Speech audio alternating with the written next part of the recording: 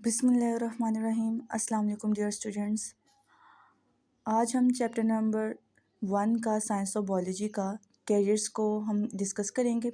जैसा कि आप लोग जानते हैं कि हम लोगों ने जो लास्ट अपना वीडियो थी उसमें देखा था कैरियर्स, ठीक है। अब वो तो हमने कंप्लीट टॉपिक क्लियर कर चुके थे। अब ये वो वाला जो आप लोगों के कैरियर्स में येलो ब्लॉक है, अब जो हम उसको स्टडी करेंगे, ठीक है। उसमें मज़ीद कैरियर्स थे, ठीक है, कैरियर्स विद मेजर जॉब्स, ठीक है।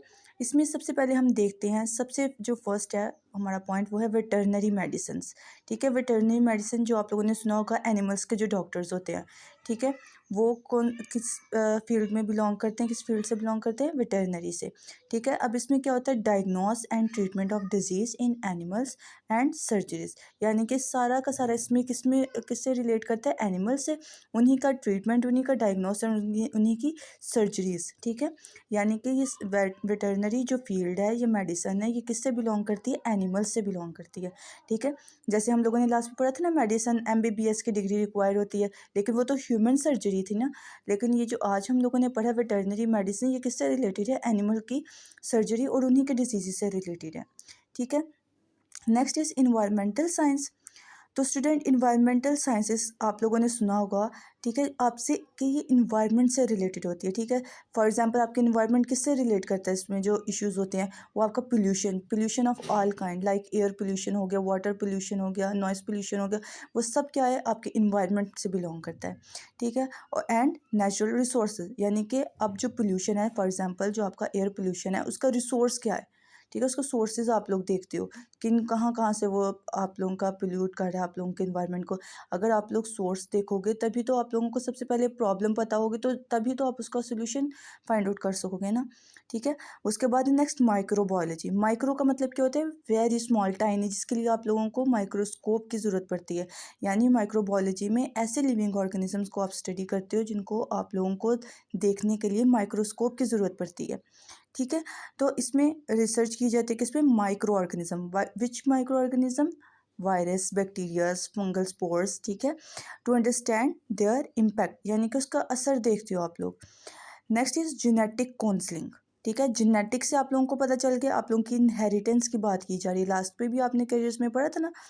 अब देखिए इसमें क्या करते हैं, provide support to the people on genetic condition, ठीक है, एंड टेस्टिंग, यानी कि जितना भी आप लोगों का जेनेटिक्स से रिलेटेड है, फॉर एग्जांपल जो आप लोगों ने DNA टेस्ट वगैरह इस तरह की वर्डिंग सुनी होगी, ठीक है, वो सब आपका जेनेटिक काउंसलिंग से रिलेट करता है, ठीक है। जैसे आप लोगों ने फोरेंसिक साइंस पढ़ा था, उसमें DNA के टेस्ट थे ना, ठीक है। इसमें नेक्स्ट आपके पास पॉइंट है न्यूट्रिशन एंड डाइटेटिक्स, ठीक है। न्यूट्रिशन आप लोगों को पता है फूड, और डाइट आपकी क्या होती है, ये भी आपका फूड से रिलेटेड है, ठीक है। जो आपकी फूड होती है वो आपकी डाइट होती है, लेकिन उस डाइट के अंदर जो आप लोगों के पास वाइटामिन्स प्रेजेंट होते हैं, जो आपके मिनरल्स होते हैं, वो सारे क्या होते हैं आपके पास, न्यूट्रिशन आपके होते हैं, न्यूट्रिएंट्स प्रोवाइड करते हैं वो आपको, ठीक है, डाइटिक्स, ठीक है। उसके बाद advertising on proper dietary habits to promote health, यानी कि जो डाइटिशियंस होते हैं वो आप लोगों को प्रॉपर एक डाइट, आप लोगों को पूरा एक चार्ट प्रोवाइड करते हैं कि आपने इसके अकॉर्डिंग अपना फूड लेना है, इस तरह से आप लोगों ने विटामिन सप्लीमेंट्स लेने हैं ताकि आपकी जो हेल्थ है वो प्रमोट हो सके, ठीक है। The next point is public health, ठीक है। पब्लिक हेल्थ का क्या मतलब है, इम्प्रूव हेल्थ ऑफ कम्युनिटी, यानी कि ये जैसे आप लोगों ने वर्ल्ड हेल्थ ऑर्गेनाइजेशन के बारे में सुना है, आप लोगों ने एडवर्टाइजमेंट्स देखी होंगी कैल्शियम की, ठीक है, वो आप लोगों को अवेयरनेस प्रोवाइड करती हैं, ठीक है। तो ये आप लोगों का किस कैटेगरी में फॉल करता है, पब्लिक हेल्थ में, ठीक है। थ्रू एजुकेशन प्रोवाइड करके आप लोगों को, पॉलिसी बनाकर, ठीक है, एंड रिसर्च के थ्रू। Clear class. जैसे आप लोगों ने काफ़ी सारी रिसर्च का मतलब क्या होता है, आप लोग देखते हैं ना गूगल वगैरह पे बहुत सारे आर्टिकल्स मिलते हैं आप लोगों को कि आप लोग ये वाला फ्रूट खाओगे, ये वाली आप लोग अपनी डाइट में ये वाला फ्रूट शामिल करोगे तो इसमें ये मिनरल्स प्रेजेंट होते हैं, विटामिन A, फ्रूट्स में आप लोगों को विटामिन C प्रेजेंट होता है, जितने भी सिट्रस फ्रूट होते हैं, ये सब क्या है आपके पास, रिसर्चर्स आप लोगों को ये चीज़ें बताते हैं, ठीक है। नेक्स्ट इज़ बायो इन्फॉर्मेटिक्स, ठीक है, बायो इन्फॉर्मेटिक्स, जैसे आप लोगों ने लास्ट टाइम पढ़ा था ना कंप्यूटेशनल वाला, ठीक है। अब आप उसी से रिलेटेड पढ़ोगे, इसमें जितना भी सारा डाटा है वो एनालाइज करोगे biological data by using computational tools. Computational tools क्या है? फॉर एग्जांपल जैसे आप लोग देखा, आप लोग रिसर्च कोई भी करते हो, ठीक है, उसको आप जैसे आप लोग किधर अपलोड करते हो, ठीक है, नेट पे। उसमें डिफरेंस, आप लोगों के पास जर्नल्स होते हैं, ठीक है, जैसे आप लोगों के पास साइंस हब है, ठीक है, ये जैसे आपके पास विकीपीडिया है, ये सारी जो जितने भी आप लोगों के पास आप लोगों के पास जितनी भी ये सारी चीज़ें आती हैं, वो सारी क्या है, कंप्यूटर के अंदर है, मोबाइल्स के अंदर है, ठीक है, वो सारी की सारी चीज़ें आप लोग स्टोर कर देते हो, ठीक है।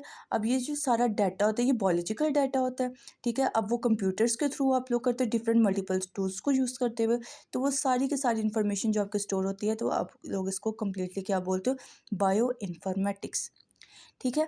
अब यहाँ तक आपका पहुंचकर कंप्लीट आपका कैरियर्स कंप्लीट हो चुके हैं बायोलॉजी के, ठीक है। अब नेक्स्ट पॉइंट जो हम लोग आज न्यू टॉपिक स्टार्ट करने लगे, that is science as collaborative field, ठीक है। अब आप लोगों ने साइंस एज कोलैबोरेटिव फील्ड को गौर से सुनना है students.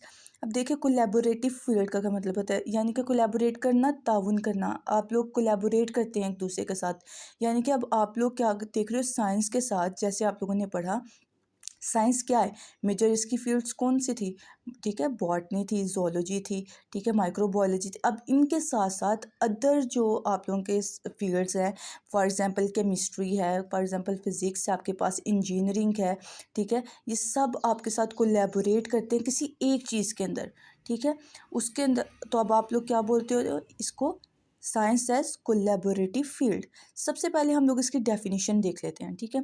Science is a collaborative field in which researchers from various discipline का मतलब क्या है कि वेरियस फील्ड से ताल्लुक़ रखने वाले जितने भी रिसर्चर्स होते हैं वो क्या करते हैं, work together to solve complex problems. अब जितने भी इसके अंदर आपके पास रिसर्चर्स आते हैं वो सारे के सारे अपनी अपनी फील्ड के एक्सपर्ट होते हैं, साइंटिस्ट होते हैं, ठीक है।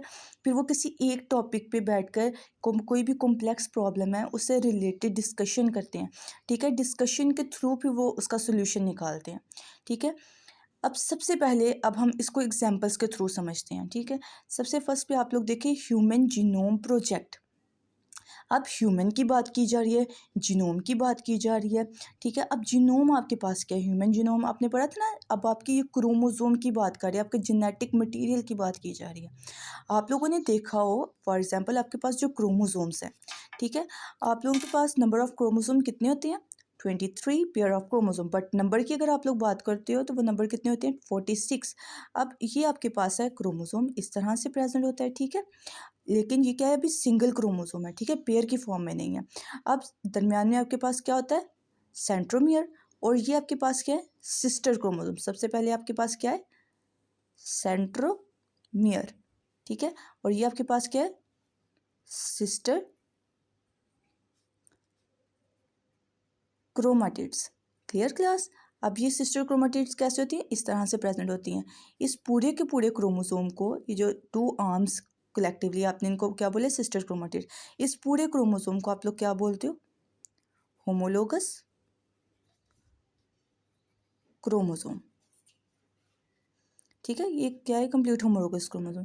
अब इस क्रोमोसोम की पार्टीशन हुई होती है इस तरह से, ठीक है, स्मॉल स्मॉल पार्ट्स में डिवाइड होता है पूरा क्रोमोसोम।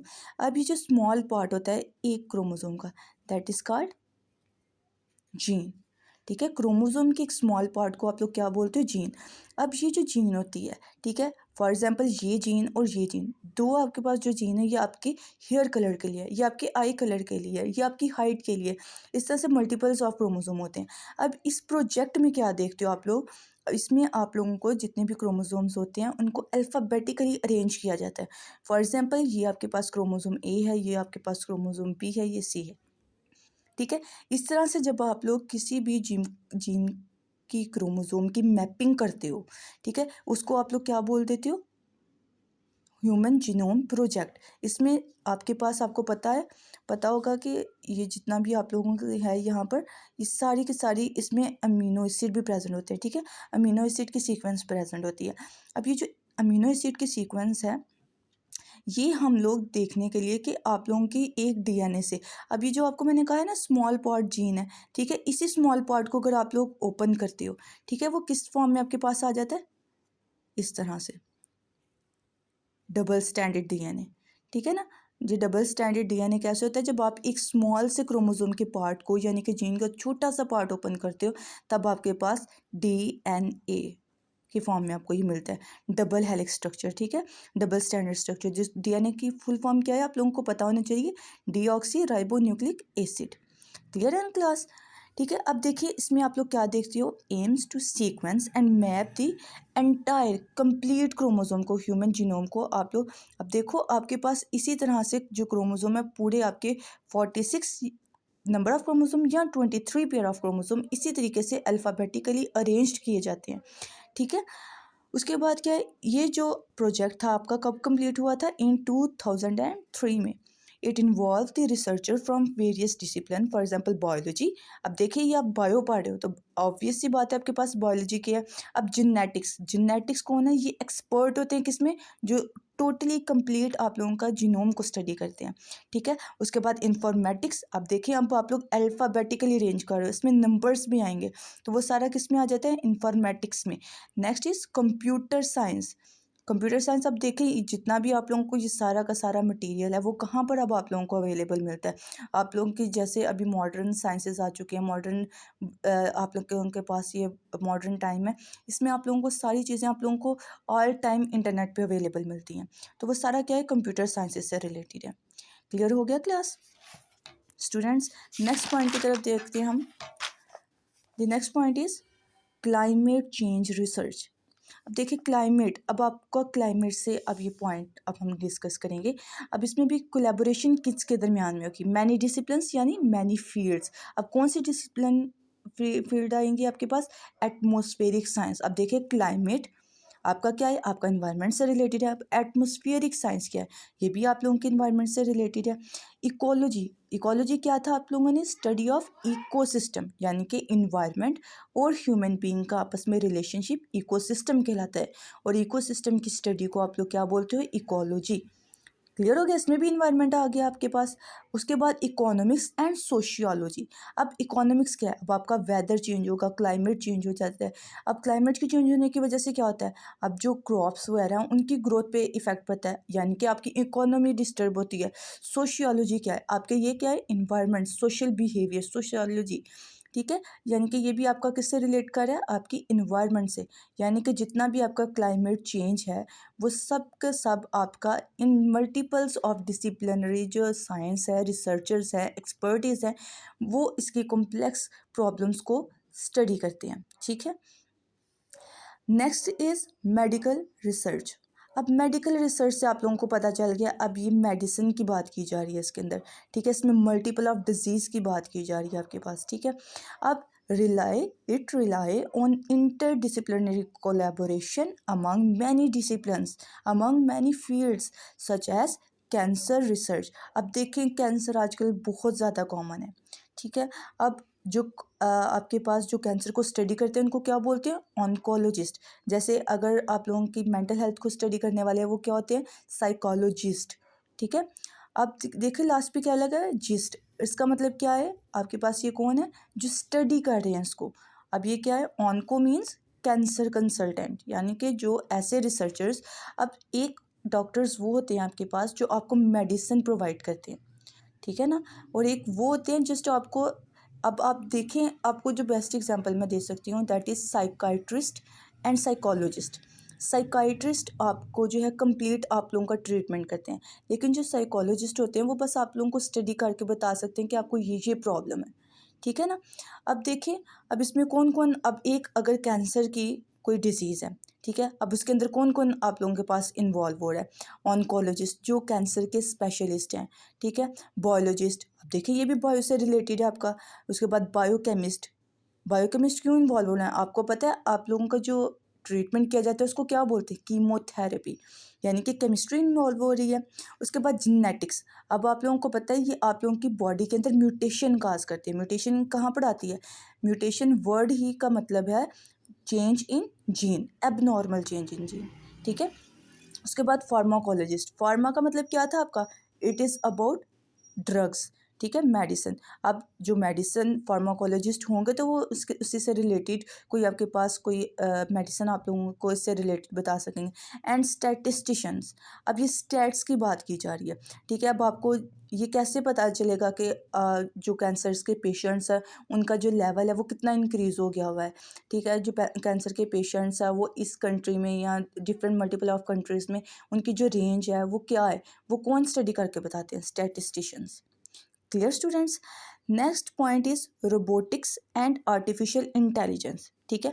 अब रोबोटिक्स और आर्टिफिशियल इंटेलिजेंस का क्या काम है बायोलॉजी में। अब आप देखें जो आप लोगों के रोबोट्स होते हैं उनका जो ब्रेन है वो बिल्कुल इसी तरीके से डिज़ाइन किया जाता है जैसे ह्यूमन का ब्रेन है, ठीक है।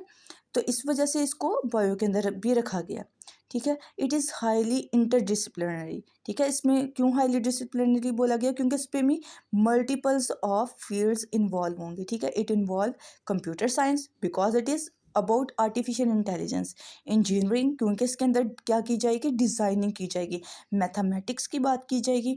आपको पता है जितना भी शॉर्पनेस का बिहेवियर होता है वो मैथमेटिक्स से ही आता है, ठीक है। न्यूरो साइंसेज जैसा कि मैं आपको बता चुकी हूँ कि ब्रेन से रिलेटेड है, ठीक है। यानी कि न्यूरॉन्स आपकी क्या होते हैं, आपकी जो नर्व्स हैं, नर्व्स, ठीक है ना, जिसमें आपके पास एक्सॉन डेंड्राइट्स वगैरह आप लोगों ने पढ़े होंगे। And it is about psychology, ठीक है, रिलेटेड टू ब्रेन, ठीक है।